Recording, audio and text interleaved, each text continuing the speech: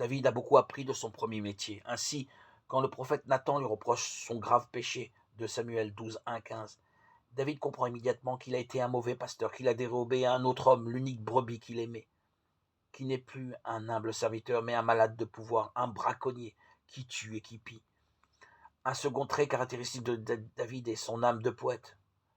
De cette petite observation, nous déduisons que David n'était pas un homme ignorant, comme cela peut arriver à des individus obligés de vivre longtemps, isolés de la société. Au contraire, il est une personne sensible qui aime la musique et le chant. Sa harpe l'accompagnera toujours, parfois pour faire monter vers Dieu un hymne de joie, de Samuel 6, 16. D'autres fois pour exprimer une plainte ou pour confesser son péché, Psaume 51, 3. Le monde qui se présente à ses yeux n'est pas une scène muette, son regard saisit, derrière le déroulement des choses, un mystère plus grand.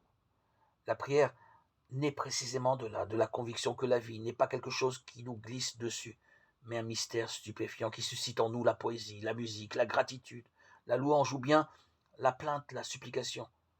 Lorsqu'une personne manque de cette dimension poétique, disons lorsqu'elle manque de poésie, son âme est boiteuse.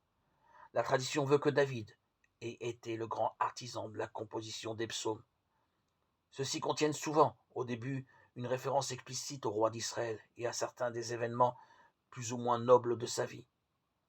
David a donc un rêve, celui d'être un bon pasteur. Quelquefois, il parviendra à être à la hauteur de cette tâche. D'autres fois, non.